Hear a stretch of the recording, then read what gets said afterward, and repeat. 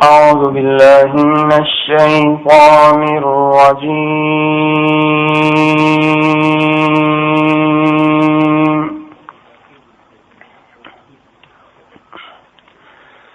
بسم الله الرحمن الرحيم.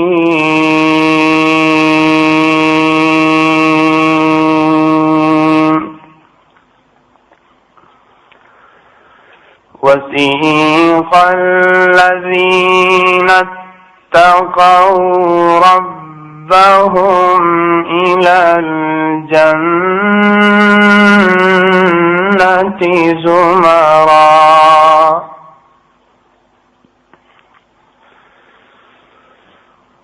حتى إذا جاءوها وفتحت أبوابها وقال لهم خزنتها سلام عليكم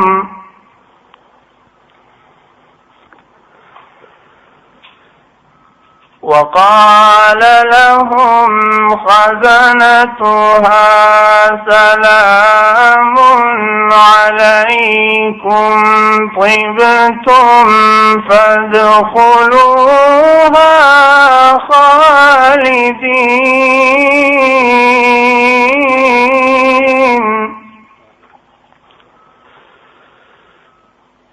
وقالوا الحمد لله الذي صدقنا وعده وأورثنا الأرض نتبوأ من الجنة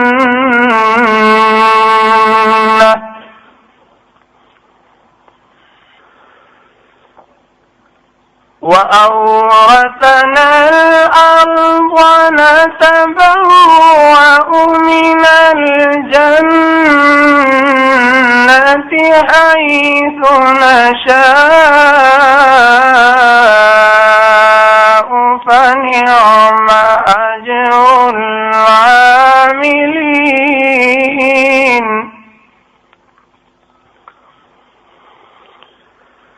وترى الملائكة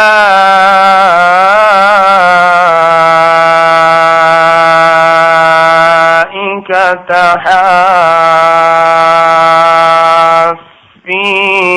من حول العرش يسبحون بحمد ربهم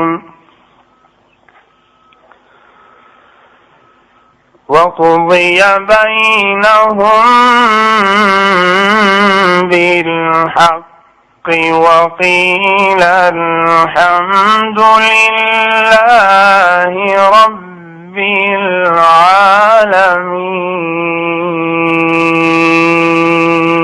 العالمين. صدق الله العلي العظيم. الحمد لله وكفى وسلام على عباده الذين اصطفى أما بعد أعوذ بالله من الشيطان الرجيم بسم الله الرحمن الرحيم.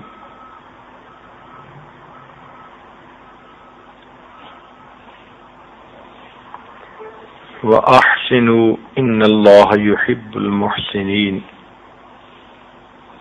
وقال الله تعالى في مقام آخر وأحسن كما أحسن الله إليك. وقال الله تعالى في مقام آخر إن أحسنتم أحسنتم لأنفسكم. وقال الله تعالى في مقام آخر إن الحسنات يذهبن السيئات. سبحان ربك رب العزة عما يصفون وسلام علی المرسلین والحمد للہ رب العالمین. اللهم صل على سيدنا محمد وعلى آل سيدنا محمد وبارك وسلم.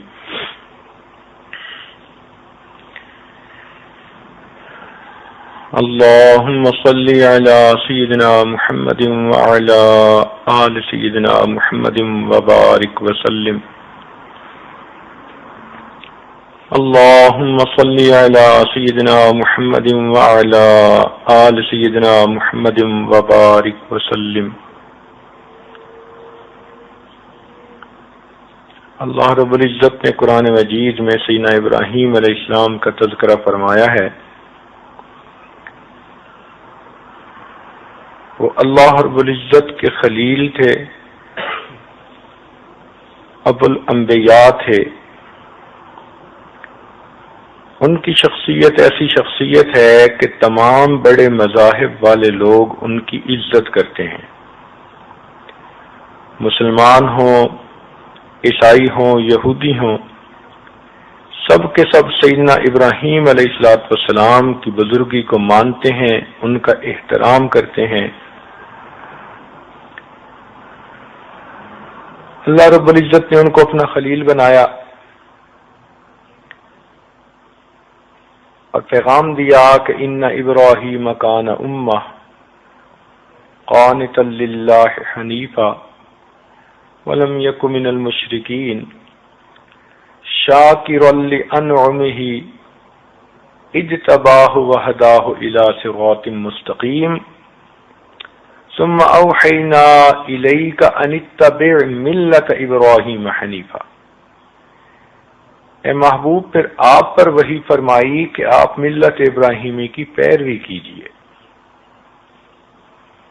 خاص بات جو سیدنا ابراہیم علیہ السلام کی تھی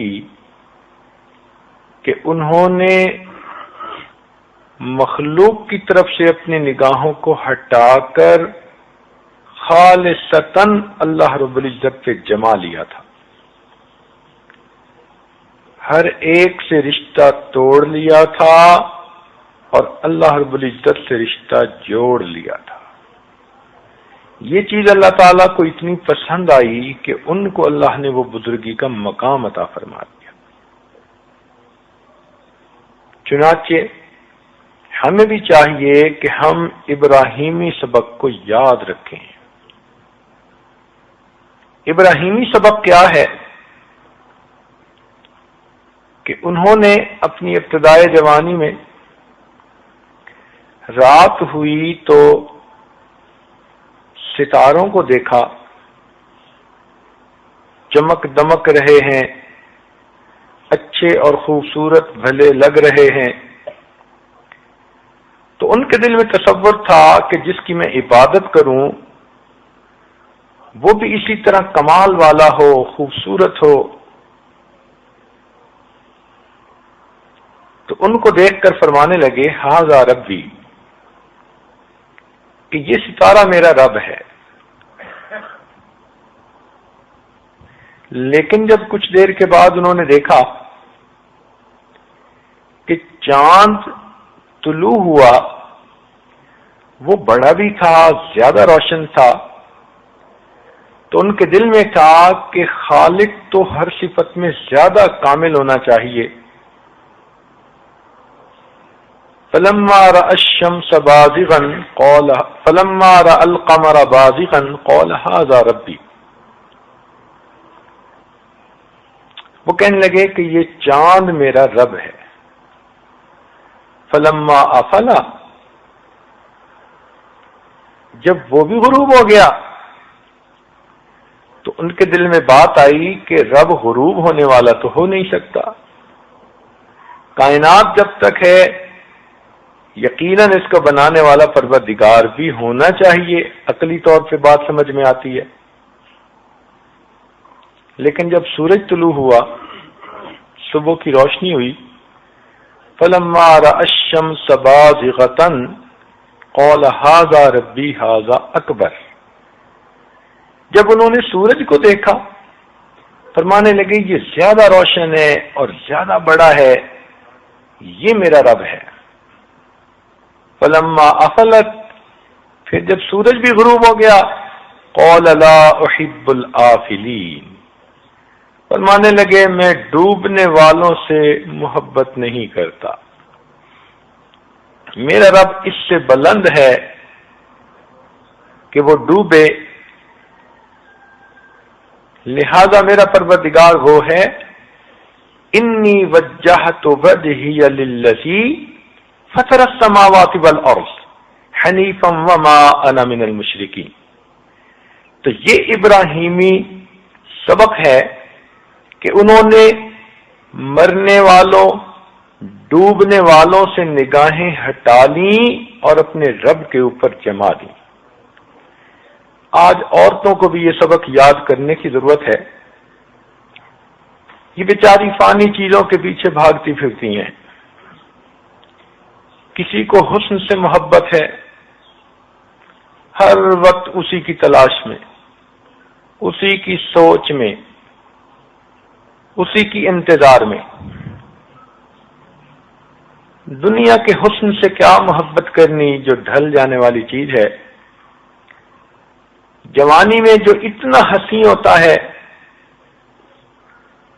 بڑھاپے میں اس کی شکل کیا بن جاتی ہے، اس حسن سے کیا محبت کرنی۔ جوانی کو پسند کرتی ہیں، چاہتی ہیں کہ ہمیشہ 18 سال کی بن کر رہیں۔ اس جوانی کا کیا بھروسہ جو بالآخر ایک دن بڑھاپے میں تبدیل ہو جائے گا۔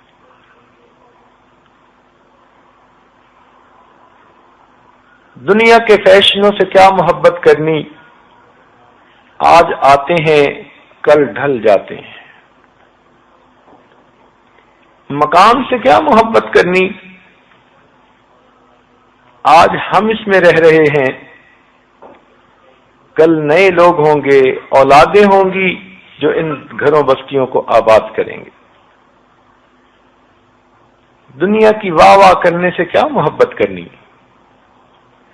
عموماً دیکھا گیا کہ فطرتاً انسان اپنی تعریف کو پسند کرتا ہے، مرد ہو یا عورت ہو، تاہم عورت تعریف کو نسبتاً زیادہ پسند کرتی ہے۔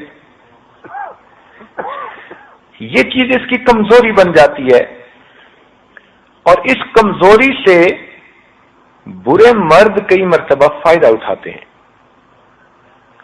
اس کی تعریفیں جھوٹی موٹی کر کے اس کو گناہ کی طرف مائل کر لیتے ہیں، اس کے ذہن میں اپنی باتیں ڈال دیتے ہیں، اس کو سیدھے رستے سے ہٹا دیتے ہیں۔ ہم نے دیکھا کہ جوان بچیاں پھر نہ ماں کی سنتی ہیں نہ باپ کی سنتی ہیں، ان کے دل دماغ میں کچھ اور ہی سودا سمایا ہوا ہوتا ہے، حالانکہ جو تعریفیں آج کر رہا ہے وہ اپنے مطلب کے پیچھے کر رہا ہے، کل وہ اس طرح آنکھیں پھیرے گا کہ جیسے کوئی واقف ہی نہیں تھا۔ تو بجائے ان کی تعریفوں کے کیوں نہ نظر اس پہ ہو کہ میں اتنی نیک بنوں کہ پروردگار میری تعریفیں فرمائے۔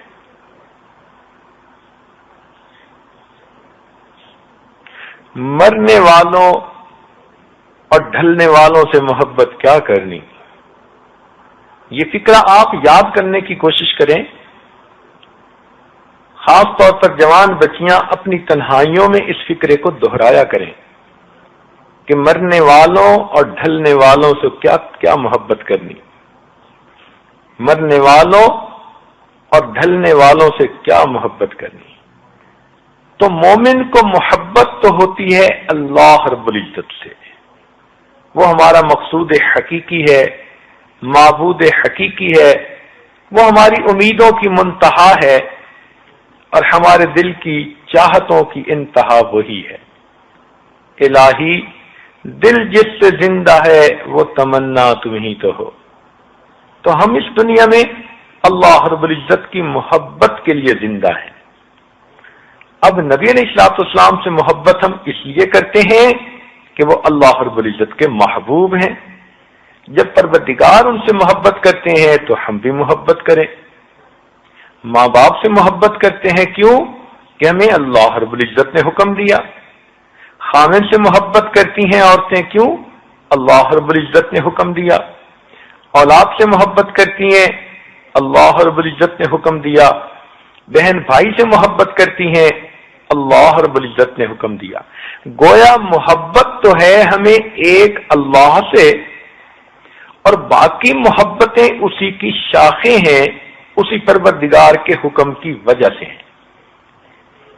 اس لیے جب انسان کی طبیعت ایسی بن جائے گی تو وہ نفسانی، شیطانی، شہوانی محبتوں سے پھر بچے گا۔ یاد رکھیے کہ جبریل علیہ السلام نبی علیہ السلام کی خدمت میں حاضر ہوئے، عرض کیا اے اللہ کے نبی، عش من شئت فإنک میت، جتنا چاہیں آپ دنیا میں زندہ رہیں، ایک دن آپ کو موت آنی ہے۔ وَحْبِبْ مَنْ شِئْتَ فَإِنَّكَ مُفَارِقُ، جس سے چاہیں محبت کریں، ایک نہ ایک دن آپ نے اس سے جدا ہونا ہے۔ تو یہ طے شدہ بات ہے کہ جو انسان مخلوق سے محبت کرے گا، ایک نہ ایک دن مخلوق سے جدا کر دیا جائے گا، اور جو انسان اللہ رب العزت سے محبت کرے گا، ایک نہ ایک دن اللہ سے ملا دیا جائے گا۔ تو معبود حقیقی، مقصود حقیقی، محبوب حقیقی ایک ہی ذات ہے جو ہمارا پروردگار ہے۔ تو یہ ذہن میں ہر وقت رکھا کریں کہ مرنے والوں، ڈھلنے والوں سے کیا محبت کرنی۔ محبت کریں تو اللہ رب العزت سے کریں۔ دنیا تو بالآخر بے وفا ہے، مطلب پرستی ہوتی ہے، مگر اللہ رب العزت تو با وفا ہے۔ وہ پروردگار بندے کی امیدوں سے بڑھ کر اس کے خیر کا معاملہ کرتا ہے۔ تو یہ ابراہیمی سبق آپ یاد رکھیے اور اپنی توجہ اللہ رب العزت کی طرف مرکوز کر لیجیے۔ جب انسان اللہ رب العزت سے محبت کرے گا تو صاف ظاہر ہے کہ اس کو خوش کرنے والے اعمال کرے گا۔ فطرت انسان کی کہ محبوب کو خوش کرنے والا ہر کام کرنے کو جی چاہتا ہے، تو نیکی سے اللہ رب العزت خوش ہوتے ہیں اور گناہوں سے اللہ رب العزت ناراض ہوتے ہیں۔ اس لیے ہمیں چاہیے کہ ہم نیکی کے لیے ہر وقت کوشش میں لگے رہیں اور گناہوں سے اپنے آپ کو بچاتے رہیں۔ نیکی مومن کی گمشدہ چیز ہے۔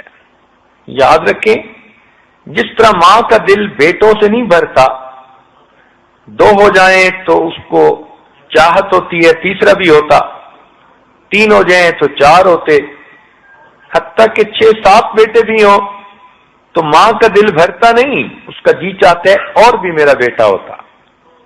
تو جس طرح ماں کا دل بیٹوں سے نہیں بھرتا، اسی طرح مومن کا دل نیکیوں سے نہیں بھرتا۔ وہ ایک نیکی کرتا ہے، تھک جاتا ہے تو پھر دوسری کرتا ہے، وہ بھاگ بھاگ کے نیکیاں کرتا ہے، وہ نیکی کر کر کے اپنے آپ کو تھکاتا ہے اور پھر تھک تھک کے اور نیکیاں کرتا ہے۔ نیکی مومن کی گمشدہ چیز ہے، ہر وقت نیکی کرنے کے لیے وہ کمر بند رہتا ہے۔ اس لیے کہ قیامت کے دن اللہ رب العزت جنت میں جب بھیجیں گے تو جنت کے درجات کی جو الاٹمنٹ ہوگی وہ نیکیوں کے بقدر ہوگی۔ اچھا دیکھیں، آپ کو اگر کسی بستی میں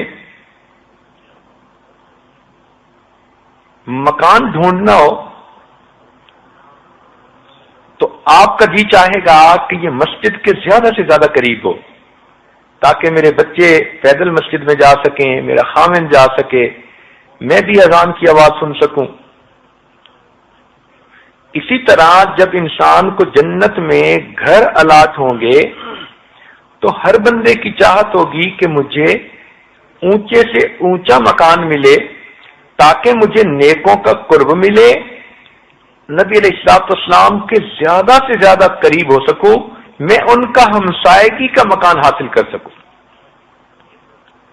مجھے اللہ رب العزت کا زیادہ قرب ملے۔ اس لیے بی بی آسیہ نے دعا مانگی تھی، رب ابن لی عندک بیتن فی الجنہ، اے اللہ مجھے گھر عطا کیجئے اپنے پڑوس میں جنت والا۔ تو جب یہ چاہت ہے تو ذرا سن لیجئے کہ جنت کے مکان جو الاٹ ہوں گے وہ انسان کی نیکیوں کے بقدر ہوں گے۔ قرآن مجید نے گواہی دی، وَلِكُلٍّ دَرَجَاتٌ مِّمَّا عَمِلُوا، ہر بندے کے لیے اتنے ہی درجات ہوں گے جتنا وہ عمل کریں گے۔ تو اگر ہم زیادہ سے زیادہ نیک عمل کریں گے تو بڑے سے بڑے درجے والا مکان ملے گا۔ یہاں تک حدیث پاک میں بتلایا گیا کہ اگر دو بندوں نے ساری زندگی میں ایک جیسے عمل کیے، ایک نے ایک مرتبہ زیادہ سبحان اللہ پڑھا اور دوسرے نے ایک مرتبہ کم سبحان اللہ پڑھا، تو جنت کے درجات جب ان کو ملیں گے تو ان کے بھی گھروں میں ایک دوسرے کے درجے کا فرق ہوگا، حتیٰ کہ یہ دونوں ایک ہی پھل کا درخت کھائیں گے تو اس پھل کو کھانے پر جس نے کم سبحان اللہ پڑھا اس کو لذت کم آئے گی، اور جس نے ایک دفعہ زیادہ سبحان اللہ پڑھا اس کو اسی پھل میں لذت زیادہ آئے گی۔ اس وقت احساس ہوگا کہ ایک مرتبہ سبحان اللہ پڑھنے نے کتنا فرق ڈال دیا۔ آج وقت ہے نیکی کرنے کا، جنت کے درجے بلند کروانے کا اور اپنے رب کے قرب کا مقام پانے کا۔ اس لیے عمل میں ہر وقت فکر مند رہیں، ایک نیکی کریں پھر دوسری کریں پھر تیسری کریں، نیکیاں کر کر کے اپنے جسم کو خوب تھکائیں، اس لیے کہ یہ جسم دنیا کی خاطر کئی مرتبہ تھکا، اگر نیکی میں بھی تھک جائے تو کیا بات ہے۔ اللہ رب العزت یہی دیکھتے ہیں کہ بندوں میں سے میری محبت میں، میرے قرب کے حاصل کرنے میں کوشش زیادہ کون کر رہا ہے۔ چنانچہ حدیث پاک میں ہے کہ اللہ تعالیٰ کو تین بندے زیادہ محبوب ہیں۔ ایک تو مسافروں کی وہ جماعت جو سفر کر کے کہیں قافلہ جا کر ٹھہرا، سب پہ نیند غالب تھی، سب تھکے ہوئے تھے، تو غلبے نیند کی وجہ سے سب سو گئے، مگر ایک بندہ ان میں سے تہجد کے لیے اللہ کے سامنے ہاتھ باندھ کر کھڑا ہو گیا۔ اللہ رب العزت کو یہ بندہ زیادہ محبوب ہوتا ہے۔ اب دیکھو کمپیریٹو مارکنگ کی گئی ہے،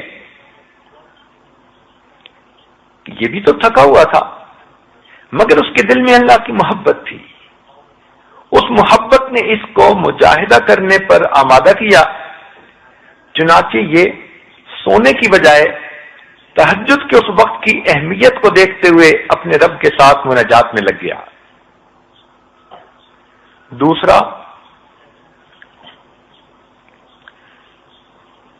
ایک مجمع بیٹھا تھا، سائل آیا اور اس نے ان سے سوال کیا مجھے اللہ کے نام پہ کچھ دو، مگر پورے مجمع میں سے کسی نے کچھ بھی نہ دیا۔ جب وہ سائل واپس جانے لگا تو ایک بندہ اس مجمع میں سے چپکے سے اٹھا اور اس سائل کے ساتھ گیا اور دور جا کر اس کو پیسے اس طرح دیے کہ دائیں ہاتھ سے دیے تو بائیں کو پتہ نہ چلا۔ اللہ تعالیٰ کو یہ بندہ باقی سارے لوگوں کی نسبت زیادہ محبوب ہے۔ اور تیسرا، اگر مجاہدین کسی ایک جگہ کھڑے جہاد کر رہے تھے، دشمن نے زور ڈالا اور مجاہدین پیچھے کو ہٹے اور بھاگ کھڑے ہوئے، تو ایسے میں ایک مجاہد جو اپنی جگہ پر ڈٹا رہا اور اللہ کے لیے جہاد کرتا رہا اور اس نے کافروں کو روکے رکھا، یہ مجاہد دوسروں کی نسبت اللہ کو زیادہ محبوب ہوتا ہے۔ تو اس حدیث پاک سے پتہ چلتا ہے کہ اللہ تعالیٰ یہ دیکھتے ہیں کہ بندوں میں سے نسبتاً زیادہ میرے لیے کون کوشش کرتا ہے، اور اس بات سے وہ خوش ہوتے ہیں۔ لہذا ہمیں چاہیے کہ ہم عمل مقدار کے میں بھی زیادہ سے زیادہ کریں اور اخلاص سے بھی زیادہ سے زیادہ کریں، اللہ کی محبت میں بڑھ چڑھ کر عمل کریں۔ قربانی کر کے جب کوئی بندہ نیک عمل کرتا ہے نا، چاہے آرام کی قربانی ہو، چاہے خواہشات کی قربانی ہو، اللہ رب العزت کو وہ عمل بڑا پسند آتا ہے۔ ایک مرتبہ حسنین کریمین بیمار ہو گئے، دونوں شہزادوں کو بخار ہو گیا۔ سیدہ فاطمہ الزہرا رضی اللہ تعالی عنہا نے بڑی دعائیں کی۔ ماں ہوتی ہے، بچے کو بیمار دیکھ کے دل تڑپتا ہے اس کو چین نہیں آتی۔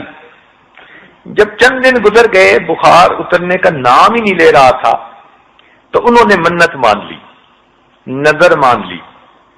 نظر کہتے ہیں مشروط دعا کرنا کہ اے اللہ اگر آپ ان کو صحت دے دیں گے تو ہم 3 دن اس کے بدلے روزے رکھیں گے۔ اللہ رب العزت نے شفا دے دی۔ جب پوری ہو جائے تو پھر اس کا ادا کرنا واجب ہوتا ہے، لہذا انہوں نے اب 3 روزے رکھے۔ اللہ تعالی کی شان کہ جب پہلا روزہ رکھا، اب سارے دن کے بھوکے پیاسے تھے، شام کو کچھ کھانے پینے کے لیے بنایا، افطاری کا انتظام کیا۔ اتنے میں دروازے پر دستک ہوئی، پوچھا کون ہے؟ اس نے کہا کہ میں مسکین ہوں، بھوکا ہوں، پیاسا ہوں، اس دروازے پہ آیا ہوں کہ میں خالی نہیں جاؤں گا، میں اللہ کے نام پہ سوال کرتا ہوں۔ اب یہ اللہ کے نام پہ سوال کرنے کی ایسی لذت دل میں پیدا ہوئی کہ یہ اللہ کے لیے مانگ رہا ہے کہ سیدنا علی رضی اللہ تعالیٰ عنہ نے اور سیدہ فاطمہ الزہرا رضی اللہ تعالیٰ عنہا نے وہ جو تھوڑا سا انتظام تھا وہ ایک ہی بندے کو پورا ہو سکتا تھا، وہ انہوں نے اس سائل کو دے دیا، خود پانی سے افطار کیا اور سحری بھی پانی سے ہی کی۔ اگلے دن پھر سارا دن روزے سے رہے۔ پھر کچھ تھوڑا سا انتظام ہوا جو زیادہ بھی نہیں تھا، ایک آدمی مشکل سے پیٹ بھر کے کھانا کھا سکتا تھا، لیکن جب افطاری کا وقت ہوا تو پھر دروازے پہ دستک ہوئی، پوچھا کون؟ جواب ملا کہ میں یتیم مدینہ ہوں، بھوکا ہوں، پیاسا ہوں، میں اس لیے آیا ہوں کہ مجھے اللہ کے نام پہ کچھ دیجیے۔ تو میاں بیوی نے اللہ کا نام جب سنا تو اپنی ضرورت کو بھی روکا اور اللہ کے نام پہ وہ اٹھا کے اس سائل کو دے دیا۔ پھر پانی سے روزہ رکھا، پھر پانی سے افطاری کی اور روزہ رکھا۔ اب تیسرا دن آ گیا، تیسرے دن بھوکے رہے۔ اب آپ خود سمجھ سکتی ہیں کہ سعودی عرب کی گرمی، سارے دن میں بھوک سے انسان کا کیا حشر ہو جاتا ہے۔ جب تیسرا دن ہوا پھر کچھ تھوڑا سا انتظام ہوا اور ابھی افطاری کا وقت قریب تھا کہ دروازے پہ پھر دستک ہوئی، پوچھا کون؟ اس نے کہا کہ میں اسیر ہوں، قیدی ہوں، بھوکا اور پیاسا ہوں، اس دروازے کو دیکھ کے آیا ہوں کہ خالی نہیں لوٹوں گا۔ چنانچہ اس نے اللہ کے نام پر مانگا تو دونوں نے وہ جو کچھ تیار تھا اس کو دے دیا اور پانی سے روزہ افطار کر لیا۔ جب 3 دن یوں قربانی کر کے دکھائی تو اللہ رب العزت کو یہ عمل اتنا پسند آیا کہ اللہ تعالیٰ نے قرآن پاک میں اس کا تذکرہ کیا، وَيُطْعِمُونَ الطَّعَامَ عَلَى حُبِّهِ مِسْكِينًا وَيَتِيمًا وَأَسِيرًا۔ اب ذرا غور کیجئے، وہ 3 دن کی بھوک تو ختم ہو گئی جب انہوں نے کھانا کھایا، مگر جو ان کی تعریفیں قرآن میں ہوئی یہ تو دنیا میں بھی آج موجود ہیں، اور کل قیامت کے دن جب جنت میں قرآن سنایا جائے گا تو ان کی فضائل کے یہ تذکرے جنت میں بھی ہو رہے ہوں گے۔ تو اللہ رب العزت یہ دیکھتے ہیں کہ کون نسبتاً زیادہ قربانی کر کے مجھے راضی کرنے کی کوشش کر رہا ہے۔ یہ اصل چیز ہے۔ اگر یہ نقطہ ہم نے سمجھ لیا تو پھر اللہ تعالیٰ کو منانا بہت آسان، نیکی کے کام دوڑ دوڑ کے کرنا بہت آسان، پھر آپ کا دل نیکی سے بھرے گا ہی نہیں۔ آپ کا جی چاہے گا میں اتنی نیکیاں کروں، اتنی نیکیاں کروں کہ بس میں ہر وقت ہی نیکی کرتی رہ جاؤں۔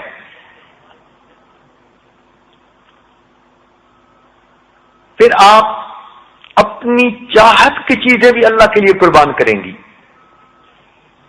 اسی لیے فرمایا لن تنالوا البر حتى تنفقوا مما تحبون، تم نیکی کے اعلیٰ رتبے پر نہیں پہنچ سکتی جب تک کہ تم وہ چیز خرچ نہ کرو اللہ کے راستے میں جس سے تم محبت کرتی ہو۔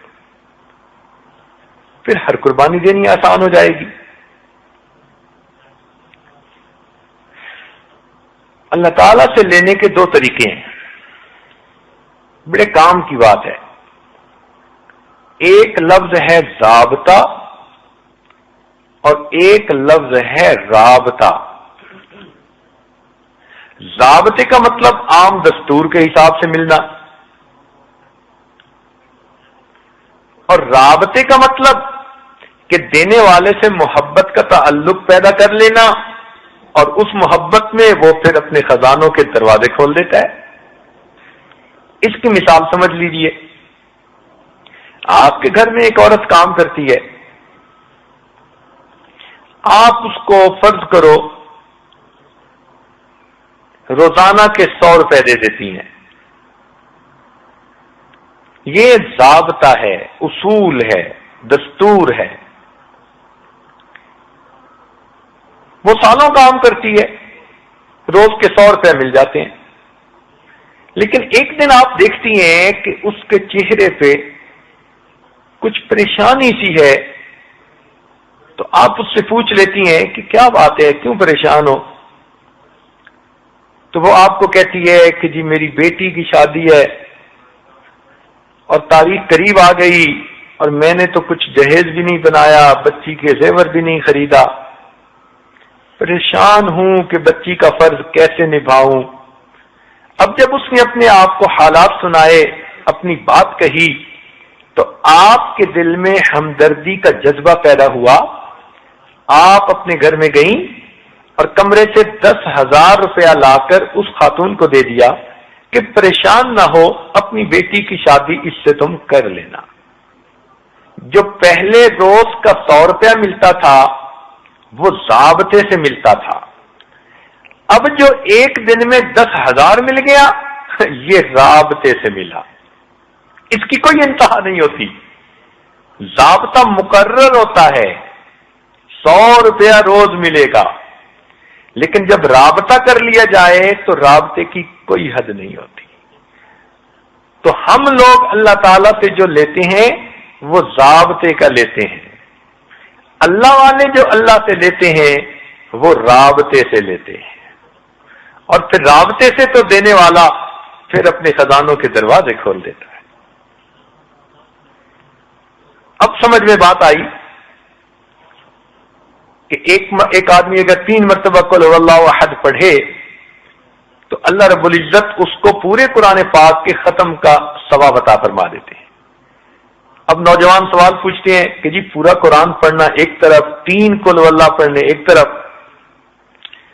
بھائی یہ 3 مرتبہ جو قل هو اللہ پڑھنے پر اجر ملا یہ رابطے کا اجر ہے، اور اس سے بھی زیادہ مل جاتا تو اللہ کے لیے کوئی مشکل نہیں تھا۔ اس لیے آپ یہ کوشش کیا کریں کہ اللہ رب العزت سے محبت کا تعلق پیدا کریں، آپ کے دل میں اللہ تعالیٰ کی محبت کی حرارت محسوس ہو۔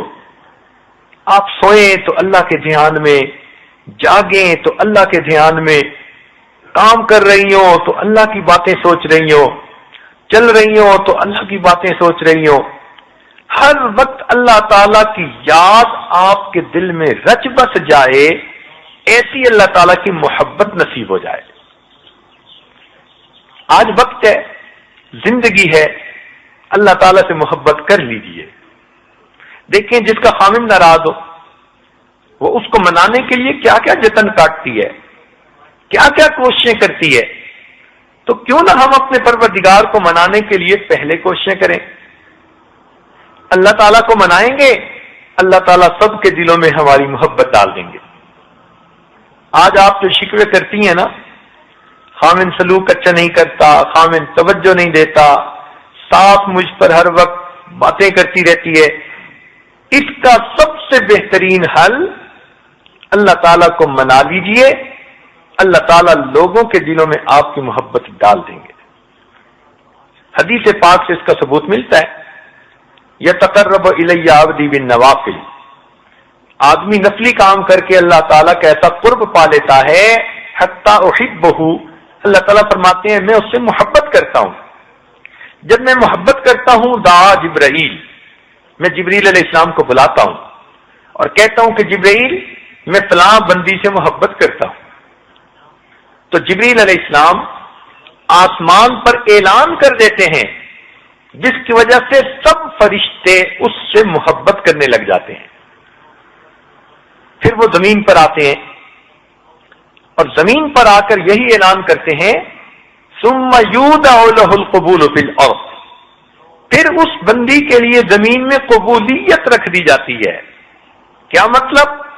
کہ ہر بندے کا دل اس کا احترام کر رہا ہوتا ہے، اس کی عزت ہوتی ہے، ہر بندہ تعریف کر رہا ہوتا ہے.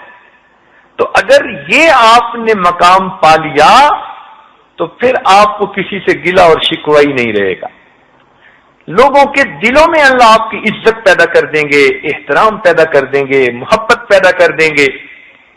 لوگ دور بیٹھے بھی آپ کی تعریفیں کیا کریں گے.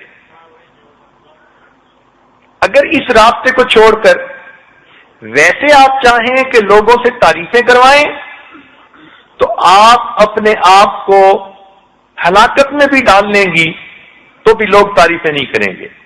منہ پہ تعریف کر جائیں گے، ذرا آگے پیچھے ہٹ کے آپ کی 10 بد تعریفیاں کر دیں گے. تو اس لیے آسان طریقہ کہ انسان اپنے رب کو منا لے تاکہ اللہ تعالیٰ ہی مخلوق کے دل میں ہمارا احترام پیدا کر دے. تو آپ اللہ تعالیٰ کی محبت کے لیے کمر کس لیجئے.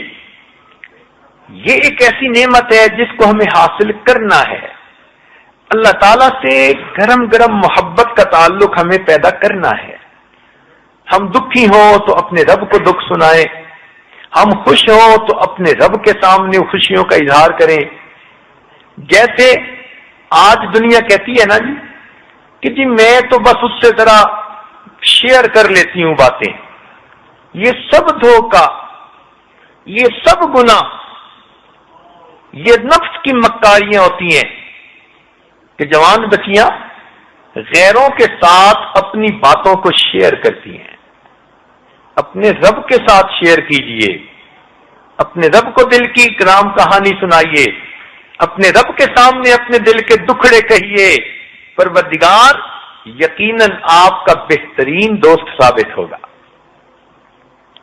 تو اللہ رب العزت کے ساتھ وہ گرم گرم محبت کا تعلق ہم پیدا کر لیں. جب دل میں ہر وقت اللہ کی یاد رہے گی نا تو ہم ہر وقت اپنے رب کو اپنے ساتھ پائیں گے. یہی نبی علیہ السلام نے وصیت فرمائی، نصیحت فرمائی، یا غلام احفظ اللہ یحفظک. ہے لڑکے تو اپنے رب کو یاد کر، اپنے رب کو اپنے سامنے ہر وقت حاضر پائے. تجدہ تجاہک. تو یہ ہماری زندگی کا مقصد ہو کہ ہم نے اپنے رب کے ساتھ محبت کا یہ تعلق استوار کرنا ہے، پیدا کرنا ہے. پھر نیکی کرنے ہمارے لیے آسان ہوگی. جب اللہ تعالیٰ ہی کا دھیان، اللہ ہی کا خیال، اللہ ہی کی باتیں، اللہ ہی کی سوچیں، تو پھر اللہ تعالیٰ کو منانے والے کام کرنے بہت آسان ہو جائیں گے. اور پھر اللہ تعالیٰ آپ کے اعمال پر اجر بھی زیادہ دیں گے. دیکھیں نا، اگر محبت ہو کسی سے اور اس کو کچھ چیز دینی ہو تو پھر زیادہ دینے کو جی کرتا ہے. جب اللہ تعالیٰ کے لیے ہم کوئی عمل کریں گے تو پروردگار بھی ہمیں زیادہ اجر عطا فرمائیں گے. بہرحال آج کی اس محفل میں چھوٹے چھوٹے ایسے عمل آپ کو بتائے جاتے ہیں کہ جن کو آپ اپنی زندگی میں اپنائیں تو اللہ تعالیٰ کے ہاں آپ کے درجے بھی بلند ہوں گے، نیکیاں بھی زیادہ ملیں گی اور اللہ تعالیٰ سے محبت کا تعلق بھی قائم ہو جائے گا. یہ عمل بہت چھوٹے چھوٹے ہیں، آسان عمل ہیں، ان کو ہر عورت کر سکتی ہے. مثال کے طور پر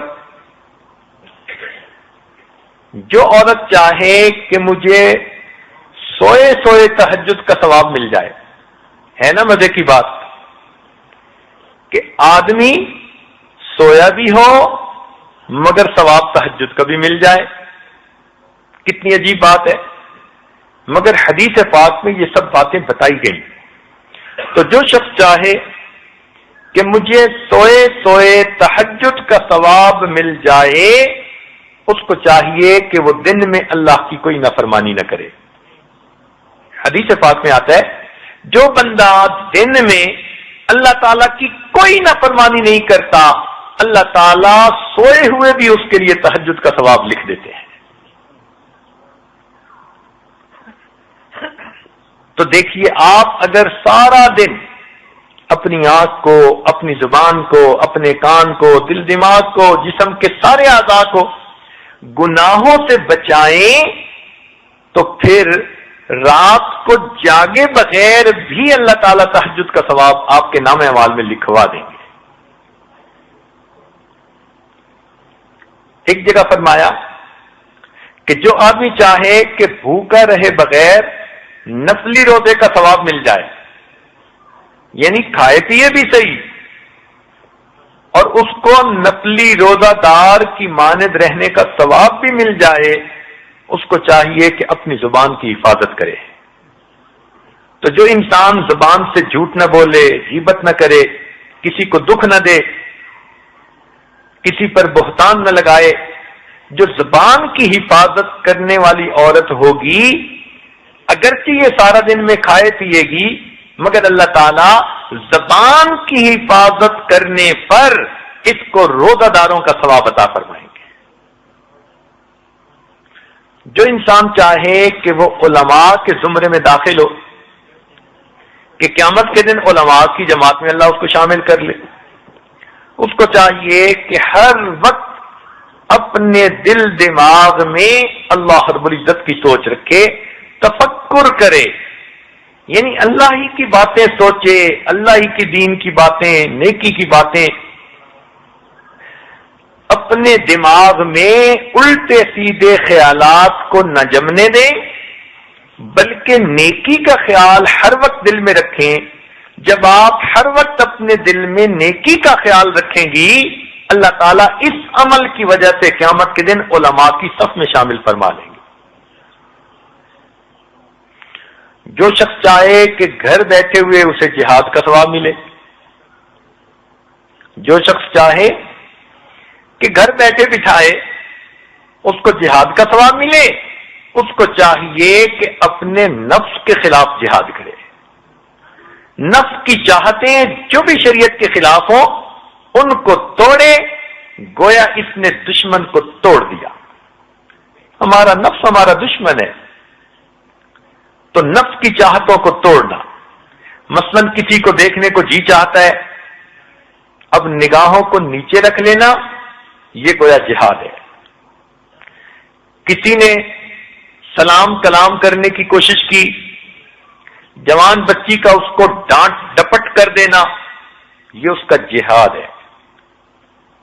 فرق اتنا ہے کہ مرد لوگ سرحدوں پر جہاد کرتے ہیں تو ان کو گولیوں کا سامنا کرنا ہوتا ہے.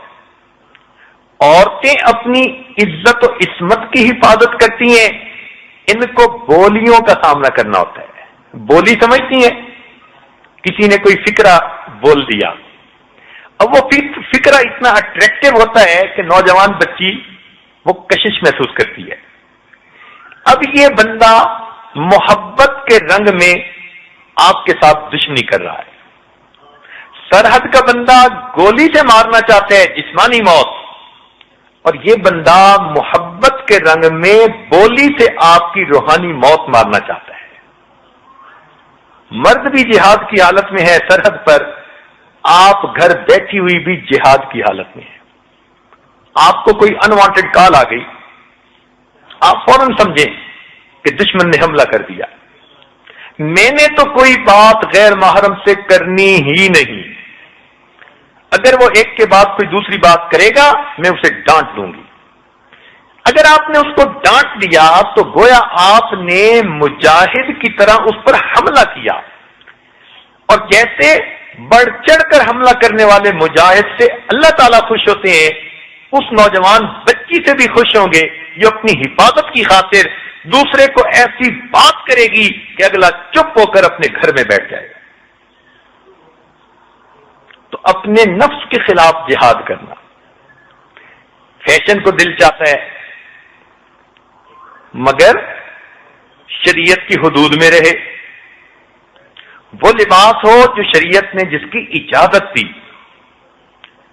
اب یہود و نصارہ کے لباس کو پہن کر خوش ہونا، یہ تو پھر دشمنوں کے لباس کو پہننا ہے نا، جو اللہ تعالیٰ کی دشمنی کرنے والے ہیں. حدیث میں فرمایا گیا من تشبہ بقوم فہو منہم، جو جس کے ساتھ مشابہت کرتا ہے قیامت کے دن اسی کے ساتھ ہوگا.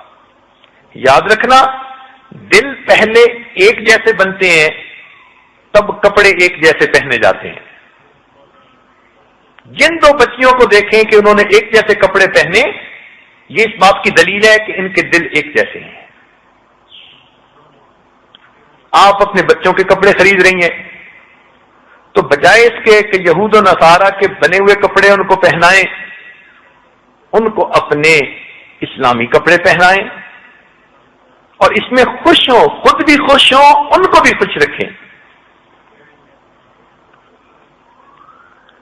یہ کوئی چھوٹی بات تو نہیں ہے کہ جس نے جس سے مشابہت کی وہ اسی میں سے گنا جائے گا.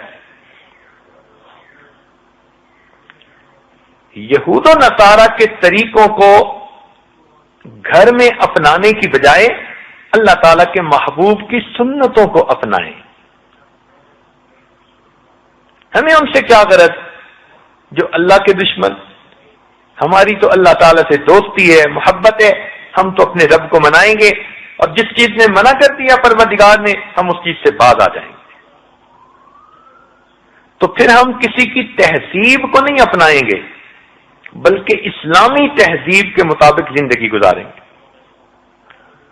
اس کو کہتے ہیں نفس کے خلاف جہاد کرنا. تو جو چاہے کہ گھر بیٹھے بٹھائے جہاد کا ثواب پائے، اس کو چاہیے کہ اپنے نفس کے خلاف جہاد کرے.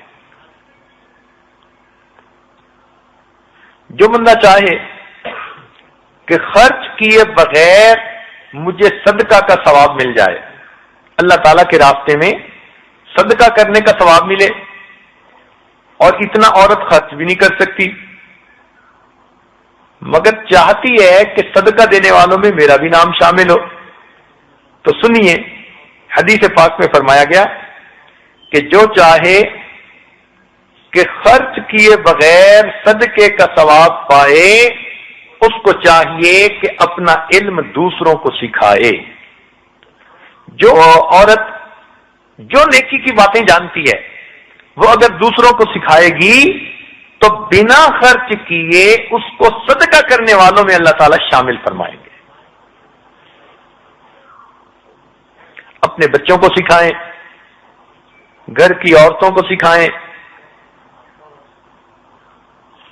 تو اپنے علم سے دوسروں کو فائدہ پہنچائیں. جو شخص یہ چاہے کہ سفر حج کرنے کی طاقت تو نہیں مگر اجر مل جائے، تو اگر مرد ہے تو جمعہ کی نماز کے لیے وہ جلدی مسجد میں آئے اور اگر عورت ہے تو جمعہ کی نماز کو اہتمام کے ساتھ پڑھے، نہا دھو کر اچھے کپڑے پہن کر پوری توجہ کے ساتھ نماز جمعہ جو ادا کرے گی، اللہ رب العزت اس کے نام اعمال میں حج کا ثواب عطا فرمائیں گے۔ اب جو شخص چاہے کہ بغیر ریاضت اور مجاہدہ کے ولی بن جائے، دیکھو کتنی مزے کی بات ہے، جو شخص چاہے کہ مجاہدہ بھی نہ کرنا پڑے، ریاضتیں بھی نہ کرنی پڑے، تکلیفیں بھی نہ اٹھانی پڑے، بغیر مجاہدے کے اللہ کا ولی بھی بن جائے، اس کو چاہیے کہ اپنے لیے جو پسند کرتا ہے وہی دوسرے مومن کے لیے پسند کرے۔ تو جو انسان دوسروں کے لیے وہی پسند کرے جو اپنے لیے پسند کرتا ہے، اللہ رب العزت بغیر مجاہدے کے اس کو ولایت کا مقام عطا فرما دیتے ہیں۔ مثلا آپ کا جی چاہتا ہے کہ کوئی میری غیبت نہ کرے، آپ بھی کسی کی غیبت نہ کریں، آپ چاہتی ہیں کوئی ملک پر الزام نہ لگائے، آپ بھی کسی پر الزام نہ لگائیں، آپ چاہتی ہیں کوئی میرا دل نہ دکھائے، آپ بھی کسی کا دل نہ دکھائیں، آپ کہتی ہیں مجھ سے غلطی بھی ہو تو لوگ میری غلطی کو چھپائیں، آپ بھی دوسروں کی غلطیوں کو چھپائیں۔ جو آپ اپنے لیے پسند کرتی ہیں وہی آپ دوسروں کے لیے پسند کریں۔ اتنا سادہ سا اصول ہے کہ اگر کہہ دیا جائے کہ اسلام کی حقانیت کے لیے یہی ایک دلیل کافی ہے کہ اس نے اتنا پیارا اصول بتا دیا تو شاید یہی کافی ہو جائے گا۔ اپنے آپ کو ذرا اس سچویشن میں ڈال کے سوچا کریں کہ اگر میں ہوتی تو میں کیا چاہتی۔ جو آپ چاہیں گی نا کہ میرا دل یہ چاہتا، وہی آپ دوسروں کے ساتھ معاملہ کریں۔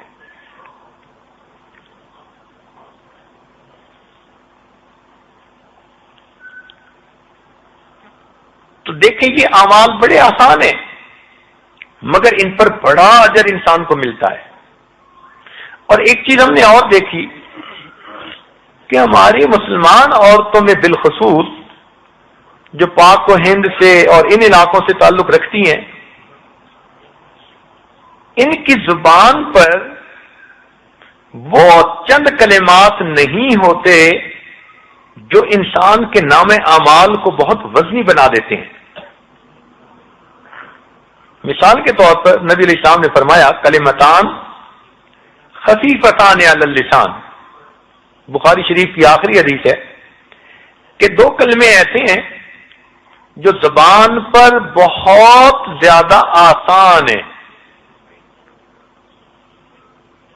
حبیبتان عند الرحمن، اللہ رب العزت کو بڑے ہی پیارے ہیں وہ دونوں، ثقیلتان فی المیزان، اور وہ نام اعمال میں بڑے بھاری ہیں۔ کون سے؟ سبحان اللہ و بحمدہ سبحان اللہ العظیم۔ اب اس حدیث پاک کو پڑھنے سننے کے بعد مومن کو چاہیے کہ ان دو کلموں کو تو اپنی گفتگو کا حصہ بنا لے، بار بار ان لفظوں کو ادا کرے، جبکہ ہم دیکھتے ہیں کہ ہمارے بچیاں وہ ان کلمات سے مانوس ہی نہیں ہوتی۔ اس کی بنیادی وجہ کیا؟ ان کو کسی نے تلقین ہی نہیں کی ہوتی، کسی نے اہمیت ہی نہیں بتائی ہوتی، کسی نے ان کو باقاعدہ سکھایا ہی نہیں ہوتا۔ اب جب کوئی سکھائے گا ہی نہیں تو پھر وہ عمل کیسے کریں گے؟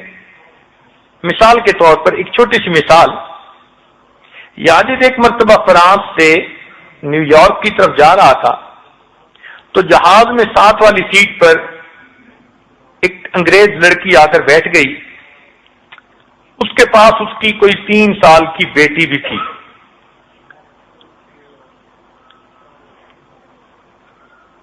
اب بیٹھتے ہی اس نے تعارف کے لیے پوچھا کہ آپ کہاں جا رہے ہیں؟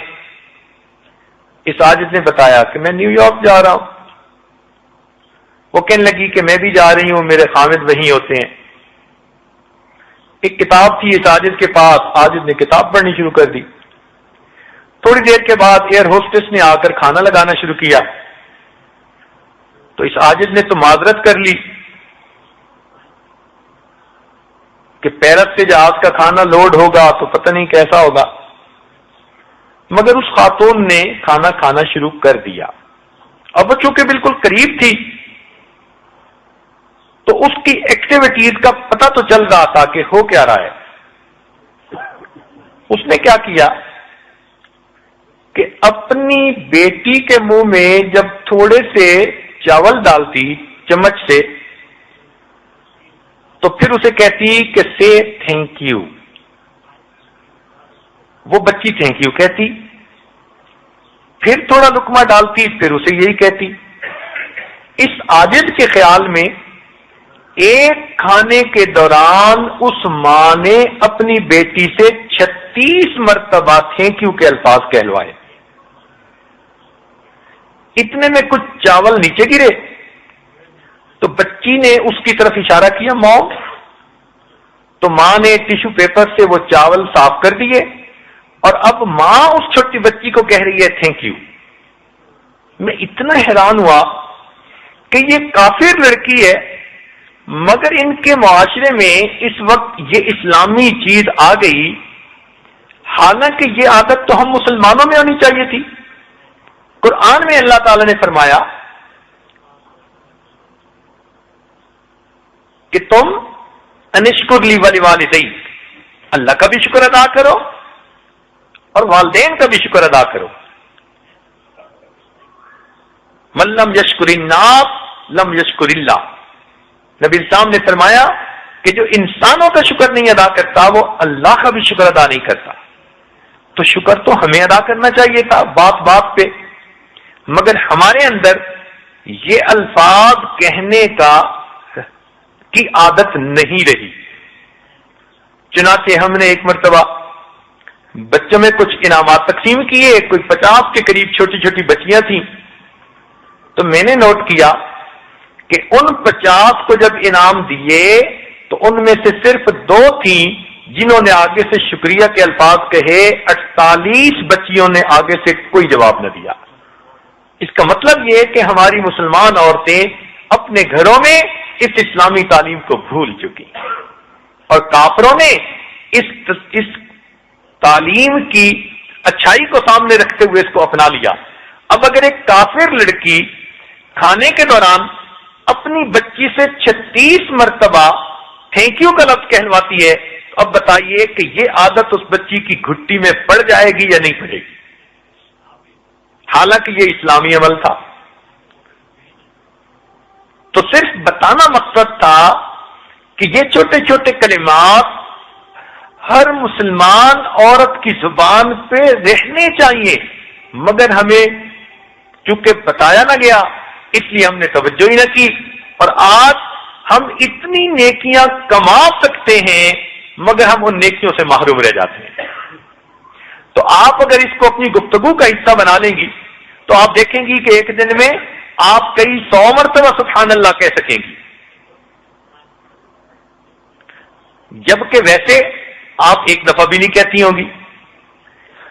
تو یہ چند آسان نیکیاں ہیں جس سے عام لوگ غفلت برتتے ہیں، مگر آپ ان کو اپنی زندگی کا حصہ بنا لیجئے. اگر آپ کے پاس پہلے سے یہ معلومات نہیں تو آپ ان کو کاغذ کے اوپر لکھوا لیجئے اور ان کو یاد کر کے خود بھی کہنے کی عادت ڈالیے، اپنے بچوں کو بھی مجبور کیجئے اس کو کہنے پر. مثلا ہر کام کے شروع میں بسم اللہ پڑھنا. آپ گاڑی میں بیٹھنا چاہتی ہیں، بسم اللہ پڑھ کے دروازہ کھولیں. باہر نکلنا چاہتی ہیں، بسم اللہ پڑھ کے دروازہ کھولیں. کوئی چیز اٹھانی ہے، رکھنی ہے، بسم اللہ پڑھیں. بسم اللہ پڑھنے کی عادت کو اپنائیں.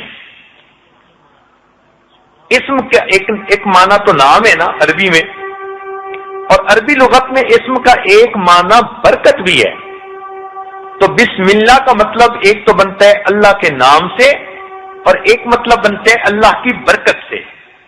لہذا حدیث پاک میں فرمایا گیا کہ جو کام بسم اللہ سے شروع کیا جائے اس کام میں برکت ہو جاتی ہے. تو بسم اللہ پڑھنے کی عادت اتنی ہو کہ ہر وقت ہر کام میں آپ بسم اللہ شروع میں پڑھیں، ہر اچھے کام میں. اسی طرح جب کام ختم ہو جائے تو اس کام پر الحمدللہ پڑھیں. آپ مثلاً گئی ہیں بیان سننے کے لیے، اب جب بیان سن کے آپ اپنے گھر جائیں تو گاڑی سے نکلتے ہوئے کہیں الحمدللہ، اللہ نے مجھے گویا اس نیک کام کی توفیق عطا فرمائی. تو کام کے شروع میں بسم اللہ پڑھنا اور کام کے آخر پر الحمدللہ پڑھنا. اسی طرح آپ کی زبان سے کوئی الٹی سیدھی بات نکل جائے یا آپ کے سامنے کوئی دوسری عورت ایسی لغو سی بات کر دے تو استغفر اللہ پڑھنا، فوراً استغفر اللہ پڑھیں. استغفر اللہ پڑھنے سے اس بات کی ظلمت سے انسان محفوظ ہو جاتا ہے. اسی طرح اگر آپ کوئی کام کرنے کا ارادہ کرتی ہیں تو اس کام سے پہلے انشاءاللہ پڑھنا. یہ تو قرآن مجید میں بھی حکم دیا گیا، اللہ نے اپنے محبوب کو حکم دیا، تو ہم بھی ہر کام پر انشاءاللہ پڑھیں.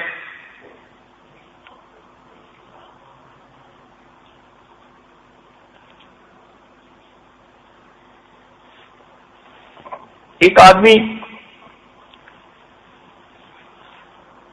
کوئی چیز خریدنے جا رہا تھا تو کسی نے پوچھا میاں کہاں جا رہے ہو؟ کہنے لگا کہ گھوڑا خریدنے. اس نے کہا کہو بھائی انشاءاللہ میں گھوڑا خریدنے جا رہا ہوں. اس نے کہا انشاءاللہ کی کیا ضرورت ہے، پیسے جیب میں، گھوڑا مارکیٹ میں، ابھی جاؤں گا اور لے کے آؤں گا. اس نے کہا بھائی انشاءاللہ کہہ دو زیادہ بہتر ہے. خیر یہ اکھڑ سا تھا، اس نے سمجھا نہیں. اللہ کی شان جب وہاں مارکیٹ میں پہنچا تو جیب میں ہاتھ ڈالا تو پتہ چلا کہ کسی جیب کترے نے جیب کاٹ لی تھی. اب پیسے نہیں تھے، بڑا پریشان ہوا. اب اسے بات سمجھ میں آئی کہ میں انشاءاللہ کہہ لیتا تو اللہ تعالیٰ کی مدد میرے شامل حال ہو جاتی. اب اس نے جو سبق سیکھا تو واپس آیا تو اچانک اسی بندے سے پھر ملاقات ہوئی. اس نے کہا بھائی بتاؤ گھوڑا خرید کے آئے؟ کہنے لگا بس انشاءاللہ میں اسی نیت سے گیا تھا اور انشاءاللہ میں نے گھوڑا خریدنا تھا اور انشاءاللہ میری جیب کسی نے کاٹ لی اور انشاءاللہ اس دفعہ تو نہیں خرید سکا، انشاءاللہ آئندہ میں خریدوں گا. اب ایسی سمجھ آئی کہ اب ایک ایک لفظ پر وہ ایک ایک فکرے پر انشاءاللہ کہہ رہا ہے. تو ہم اس کو کہنے کی عادت اپنائیں. آج کل حالت یہ بن گئی کہ ہم نے جو کام نہ کرنا ہو، نہ دل میں نیت ہو کہ نہیں کرنا، کہتے انشاءاللہ ہو جائے گا. یہ بے ادبی ہے. جب انشاءاللہ کہیں تو دل میں پکی نیت ہو کہ ہاں یہ کام کرنا ہے. اسی طرح اگر کوئی ناپسندیدہ بات دیکھیں تو لا حول ولا قوہ پڑھ لیں. لا حول ولا قوہ پڑھنے سے شیطان بھاگ جاتا ہے. وہ ایک دوست نے دوسرے دوست سے کہا یار میں تمہیں ملنے کے لیے آیا تھا اور تم نماز پڑھ رہے تھے تو میں چلا گیا. اس نے کہا یار میں نماز ہی پڑھ رہا تھا، لا حول تو نہیں پڑھ رہا تھا جو تم واپس چلے گئے. تو لا حول پڑھنے سے شیطان بھاگ جاتا ہے. کوئی بھی ناپسندیدہ بات پیش آئے تو آپ لا حول ولا قوہ پڑھ لیں. اگر پورا پڑھیں لا حول ولا قوۃ الا باللہ العلی العظیم تو اچھا ہے، ورنہ کم از کم لا حول ولا قوۃ الا باللہ اتنا ضرور پڑھ لیا کریں. اسی طرح آپ کے ذہن میں کوئی گندا خیال آ جائے لا حول پڑھ لیا کریں. یا آپ کوئی بات دیکھنا پسند نہیں کرتی مگر وہ منظر دیکھنا پڑ جائے، لا حول. مثلا دو آدمی آپس میں الجھ رہے ہیں، آپ لا حول ولا قوہ پڑھ لیں تو ناپسندیدہ بات کوئی دیکھیں، کوئی ہو جائے تو ایسے کاموں پر لا حول ولا قوہ پڑھنا چاہیے۔ اسی طرح کوئی پریشانی پیش آئے تو پریشانی کی بات پر انا للہ پڑھ لینا یہ بڑے اجر کا باعث ہے۔ انا للہ و انا الیہ راجعون۔ حدیث پاک میں آتا ہے کہ جو بندہ بھی پریشانی پر انا للہ پڑھتا ہے اللہ تعالیٰ اس پریشانی کا کوئی اچھا بدل اس بندے کو عطا فرما دیتا ہے۔ سیدہ صدیقہ رضی اللہ عنہ فرماتی ہیں کہ ایک مرتبہ ہمارے کمرے میں چراغ جل رہا تھا، ہوا کا جھونکا آیا تو وہ بجھ گیا۔ نبی علیہ السلام نے فرمایا انا للہ و انا الیہ راجعون۔ میں بڑی حیران ہوئی، اے اللہ کے نبی یہ تو پڑھتے ہیں جب کوئی فوت ہو جاتا ہے۔ تو نبی علیہ السلام نے فرمایا کہ عائشہ مومن کو جب بھی کوئی مصیبت پیش آتی ہے وہ انا للہ پڑھتا ہے، اللہ تعالیٰ اس مصیبت پر اس کو اجر دیتے ہیں۔ کسی کا فوت ہو جانا یہ گویا زندگی کا چراغ بجھ گیا، اس پر بھی انا للہ پڑھنی چاہیے، اور اگر ویسے چراغ بجھ جائے جو اس پر بھی انا للہ پڑھے اللہ اس کو بھی اجر فرما دیتے ہیں۔ تو اس لیے کوئی بھی پریشانی کوئی بھی مصیبت آئے تو فوراً انا للہ و انا الیہ راجعون کریں۔ اسی طرح کوئی اچھی بات دیکھیں، رحمت کا ظہور ہو، اللہ تعالیٰ کامیابی دے، کوئی اچھی خبر سنے، کوئی اچھی بات دیکھیں، کوئی چیز دیکھ کے دل خوش ہو جائے تو سبحان اللہ پڑھا کریں۔ اللہ تعالیٰ کسی کام میں کامیابی عطا فرمائے تو اللہ اکبر پڑھا کریں۔ جب بھی آپ کی کوئی مراد پوری ہو جائے فوراً اللہ اکبر اللہ اکبر۔ اللہ نے کوئی مقصد پورا کر دیا، کوئی تمنا پوری کر دی، کوئی کام آپ چاہتی تھیں کہ ایسے ہو جائے وہ اللہ نے کر دیا، تو ہر کامیابی کے اوپر اللہ اکبر پڑھیں۔ اسی طرح اگر کوئی آپ کے ساتھ نیکی کا معاملہ کرے تو عام طور پر یا تو شکرن کا لفظ کہہ دیتے ہیں، اور اگر شکرن کا لفظ نہ کہیں تو جزاک اللہ کہہ دیا کریں۔ عورت ہو تو جزاک اللہ کہیں، کوئی محرم مرد ہو تو جزاک اللہ کہیں، اور اگر شکرن کہہ دیں تو بھی ٹھیک ہے، تو جزاک اللہ خیر یا جزاک اللہ خیر یہ الفاظ کہنے چاہیے۔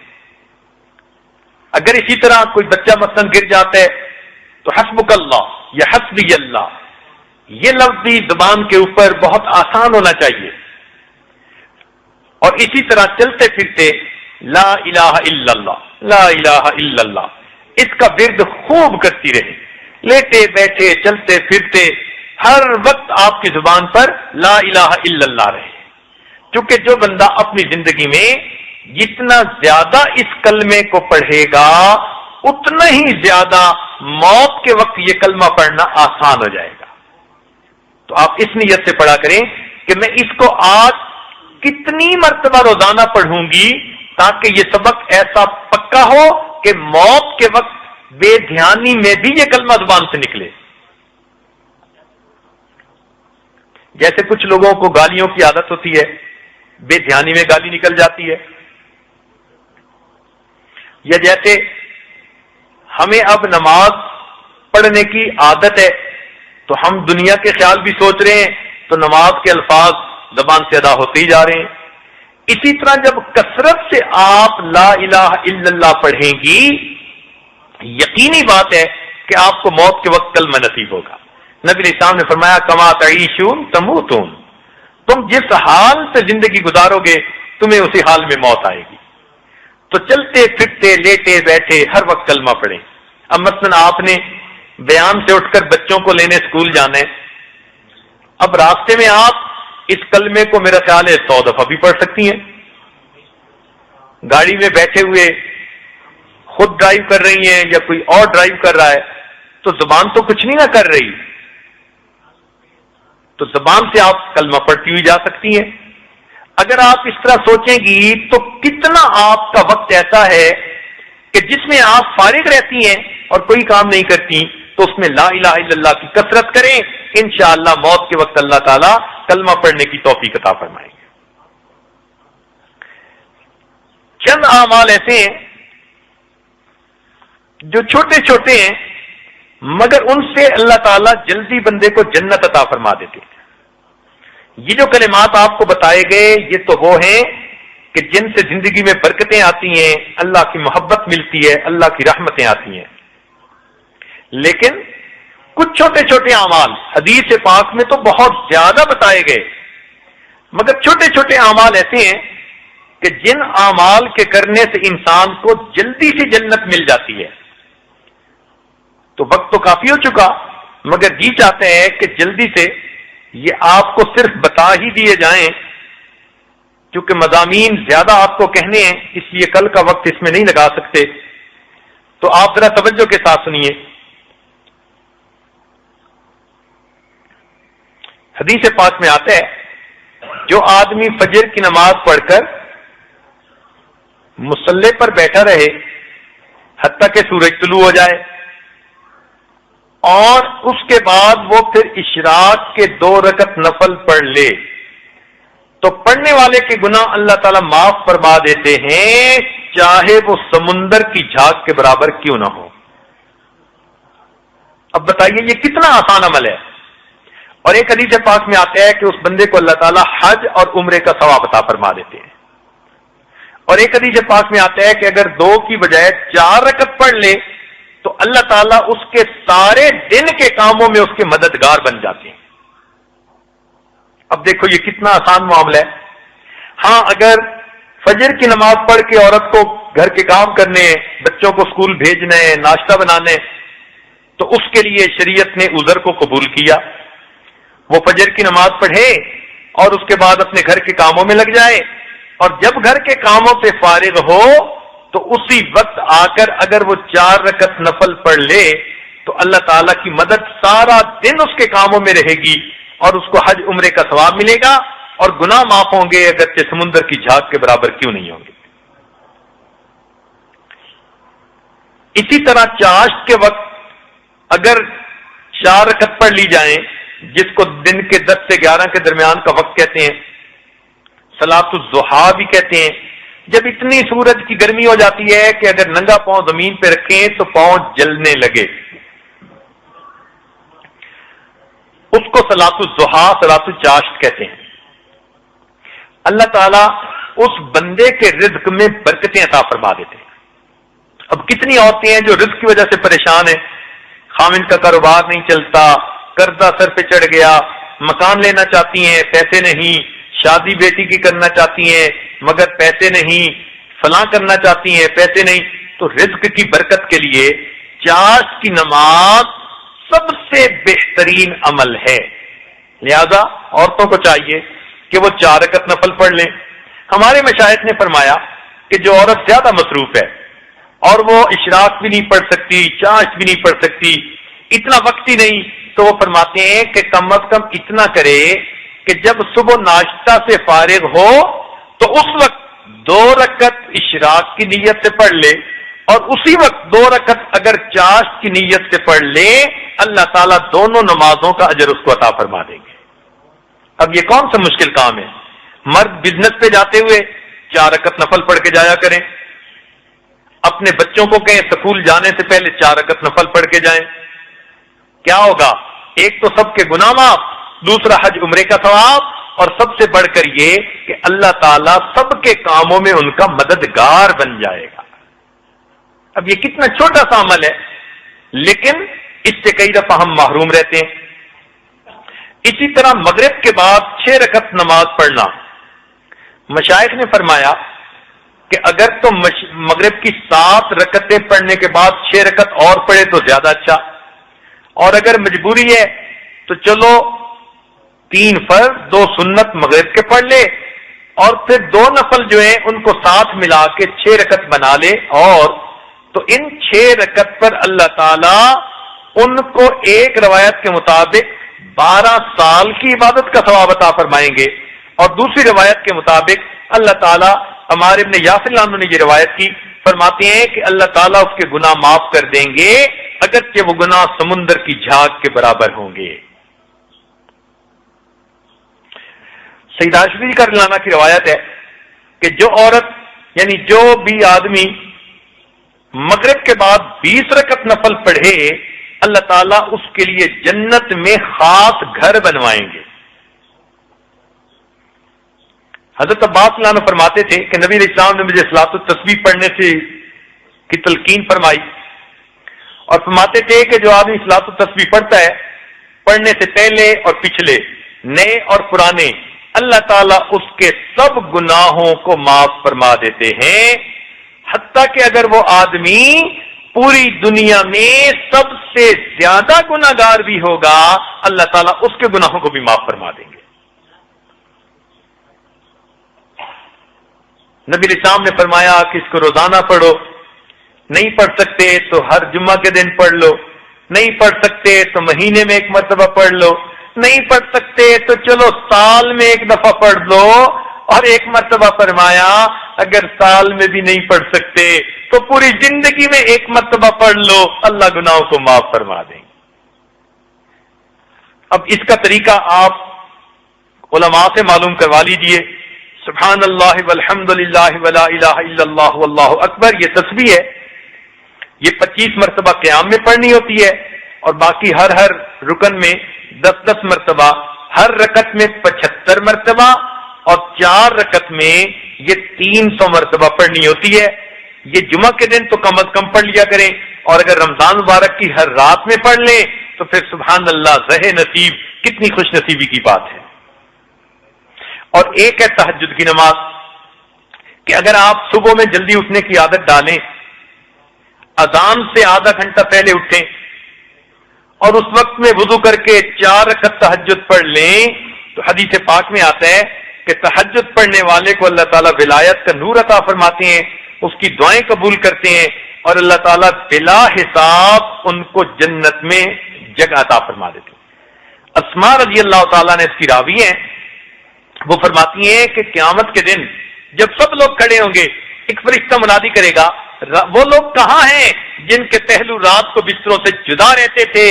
تہجد والے سب لوگ کھڑے ہو جائیں گے، اللہ تعالیٰ ان کو پہلے جنت میں بھیجیں گے اور باقی لوگوں کا حساب بعد میں شروع کیا جائے گا۔ تو ہمیں کوشش کرنی چاہیے کہ ہر رات میں ہمارا بھی تہجد پڑھنے والوں میں نام شامل ہو جائے۔ اسی طرح قرآن پاک کی تلاوت کی پابندی کریں، قیامت کے دن قرآن مجید شفاعت کرے گا۔ حدیث پاک میں آتا ہے کہ جو صبح کے وقت سورہ یاسین پڑھ لے اللہ تعالیٰ اس کے دن کی ساری ضروریات کو پورا کر دیتے ہیں، اور جو آدمی رات کو سونے سے پہلے سورہ ملک تبارک الذی پڑھ لے تو اللہ تعالیٰ کا یہ کلام قیامت کے دن اس کی شفاعت کرے گا، حتیٰ کہ اس کو جنت میں پہنچا کر رہے گا۔ نبی علیہ السلام نے فرمایا میرا جی چاہتا ہے کہ یہ سورت جس کے اندر 30 آیتیں ہیں میرے ہر امتی کے دل میں ہو، تو ہر عورت کو تمنا کرنی چاہیے کہ وہ سورہ ملک کو زبانی یاد کرے۔ اسی طرح حدیث پاک میں آتا ہے کہ جس نے 100 مرتبہ دن میں سبحان اللہ و بحمدہ پڑھا، اللہ تعالیٰ اس کے گناہوں کو معاف فرما دیتے ہیں، چاہے سمندر کی جھاگ کے برابر کیوں نہ ہو۔ ایک حدیث پاک میں آتا ہے کہ جو بندہ لا الہ الا اللہ پڑھتا ہے تو جنت میں ستون ہلتا ہے، اور اس وقت تک ہلتا رہتا ہے جب تک کہ اللہ تعالیٰ اس بندے کے گناہوں کی مغفرت نہیں فرما دیتے۔ حضرت ابو ہریرہ رضی اللہ عنہ نے روایت کی، وہ فرماتے ہیں کہ جو آدمی 100 مرتبہ روزانہ لا الہ الا اللہ وحدہ لا شریک لہ لہ الملک والحمد وہو علی کل شیء قدیر یہ پڑھے گا تو اس دن سے بہتر عمل کرنے والا اور کوئی نہیں سوائے اس کے جو اس کو زیادہ مرتبہ پڑھے۔ تو اس کو بھی پڑھنے کی عادت ہونی چاہیے۔ ایک جگہ حدیث پاک میں فرمایا گیا کہ جو آدمی صبح و شام یعنی دن میں ایک مرتبہ سید الاستغفار پڑھ لے اور رات میں ایک مرتبہ سید الاستغفار پڑھ لے، وہ آدمی اس دن میں مر گیا یا اس رات میں مر گیا، اللہ تعالیٰ اس کو جنت عطا فرمائیں گے۔ یہ بخاری شریف کی روایت ہے۔ اللہم انت ربی لا الہ الا انت خلقتنی وانا عبدک وانا علی عہدک ووعدک ما استطعت اعوذ بک من شر ما صنعت ابوء لک بنعمتک علی وابوء لک بذنبی فاغفر لی فانہ لا یغفر الذنوب الا انت۔ اب یہ چھوٹا سا ہے، اس کو اگر آپ کوشش کریں تو ایک ہفتے کے اندر اندر یاد کر سکتی ہیں۔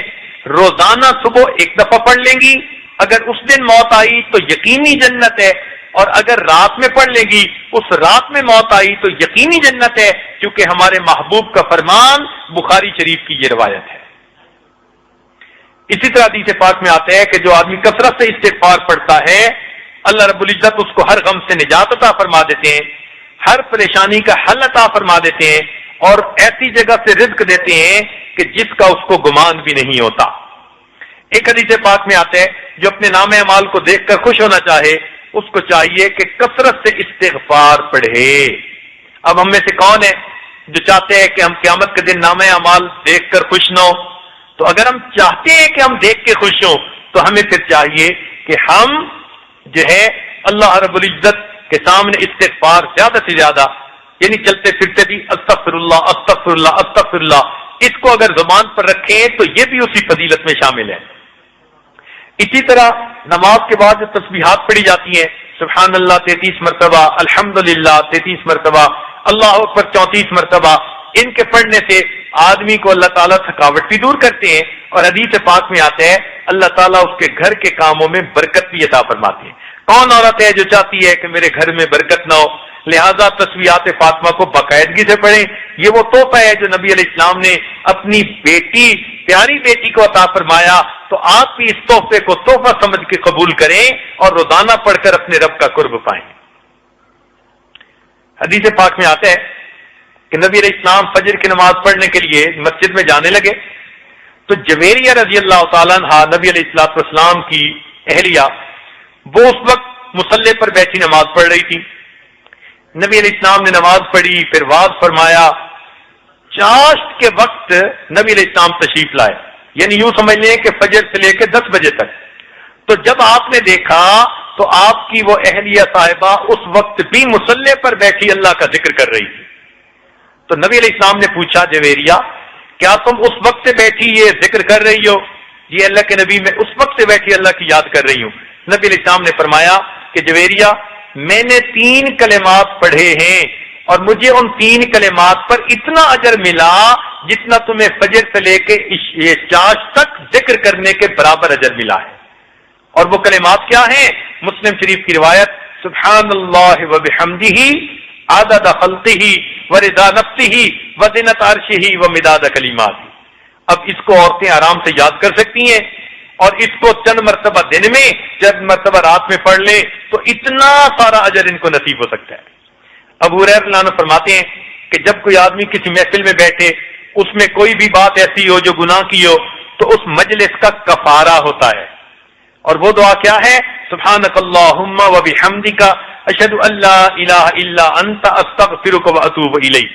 اب اس دعا کو بھی عورتیں یاد کر سکتی ہیں، جب بھی آپ کسی سے ملیں اور جدا ہوں، یا کوئی عورت آپ کو ملنے آئے وہ جدا ہو، تو محفل میں اٹھنے سے پہلے اس کو عادت بنا لیجئے۔ اگر آپ نے محفل میں اٹھنے سے پہلے پڑھ لیا، محفل میں کوئی بھی بات اگر آپ نے ایسی ویسی کر لی، اللہ تعالیٰ اس کا جو ہے کفارہ فرما دیں گے اور آپ کو اس پر پکڑ نہیں فرمائیں گے۔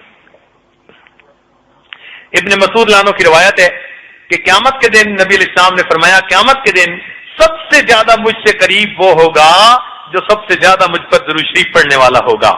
اب کون سی عورت ہے جو کہتی ہے کہ میں قیامت کے دن نبی علیہ السلام کے سب سے زیادہ قریب نہ ہوں؟ ہمارا تو جی چاہتے ہیں ہمیں ان کے قدموں میں جگہ ملے، ان کے ہاتھوں حوض کوثر کا جام ملے، ان کے جھنڈے کے نیچے جگہ ملے، ان کی شفاعت نصیب ہو۔ تو ہمیں چاہیے کہ ہم باقاعدگی کے ساتھ نبی علیہ السلام کے اوپر درود شریف پڑھا کریں۔ ایک حدیث پاک میں آتے ہیں جو آدمی جمعہ کے دن عصر کے بعد اٹھنے سے پہلے 80 مرتبہ پڑھے یہ درود شریف، اللہ تعالیٰ اس کے 80 سال کے گناہ معاف فرما دیتے ہیں۔ اللہم صلی علی محمد النبی الامی وعلی آلہ وسلم تسلیما۔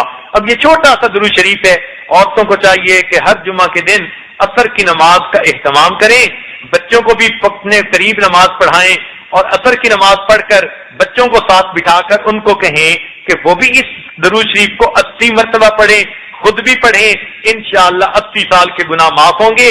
80 سال تو آدمی کی عمر ہوتی ہے، گویا پوری عمر کے گناہ اللہ تعالیٰ معاف فرما دیں گے۔ اب یہ کتنے آسان اعمال ہیں، ہر عورت کو چاہیے کہ ان اعمال کو اپنائے۔ لہذا آج کی اس محفل میں آپ کو جنت میں لے جانے والے آسان سے اعمال بتائے گئے۔ انشاءاللہ کل ٹاپک جو بھی ہوا، مگر کل کی محفل میں آپ کو وہ چھوٹے چھوٹے اعمال بتائیں گے کہ جن کو کرنے سے اللہ تعالیٰ بندے پر جہنم حرام فرما دیتے ہیں۔ آج وقت کی زیادتی کی وجہ سے ہم مزید کچھ اور نہیں کہنا چاہتے، کل انشاءاللہ بتائیں گے کہ کن عملوں کو کرنے سے اللہ تعالیٰ جہنم کی آگ حرام فرما دیتے ہیں۔ اللہ رب العزت ان سب اعمال کو کرنے کی توفیق عطا فرمائے۔ وآخر دعوانا ان الحمد للہ رب العالمین۔ دعا کر لیجئے۔ سبحان ربی العلی الوہاب، اللہم صلی علی سیدنا محمد وعلی آل سیدنا محمد وبارک وسلم۔ ربنا ظلمنا انفسنا وَإِن لَّمْ تَغْفِرْ لَنَا وَتَرْحَمْنَا لَنَكُونَنَّ مِنَ الْخَاسِرِينَ۔ اے مالک، ہم آپ کے عاجز مسکین بندے ہیں، ہمارے گناہوں کو معاف فرما، خطاؤں سے درگزر فرما، عیبوں کی پردہ پوشی فرما۔ اے اللہ ہمارے قصوروں کو معاف فرما۔ آج کی اس محفل میں اللہ ہمارے لیے جنت کا فیصلہ فرما اور جہنم کی آگ سے بری فرما۔ اللہ رمضان کا وقت گزرتا جا رہا ہے، اے مالک یہ آخری اشرا تو عتق من النار، آگ سے خلاصی کا اشرا ہے۔ میرے مولا ہمارے لیے بھی جہنم سے بری ہونے کا فیصلہ فرما دیجئے۔ اے اللہ یہ عورتیں دور قریب سے چل کے آتی ہیں اللہ آپ کی رضا جوئی کے لیے، آپ کو منانے کے لیے، پروردگار ان کی نیک تمناؤں کو پورا کر دیجئے، ان کو نیکیوں بھری زندگی عطا فرما دیجئے، اور رمضان کے جو دن باقی ہیں اللہ ہمیں ڈٹ کر عبادت کرنے کی توفیق عطا فرمائیے، اور اس کے بدلے ہمیں قیامت کے دن اپنے محبوب کا قرب عطا فرمائیے۔ اللہ اپنی تجلی عطا فرمائیے اور اپنی رضا عطا فرما دیجئے۔ صلی اللہ تعالی علی حبیبہ سیدنا محمد وآلہ واصحابہ اجمعین برحمتک یا ارحم الراحمین۔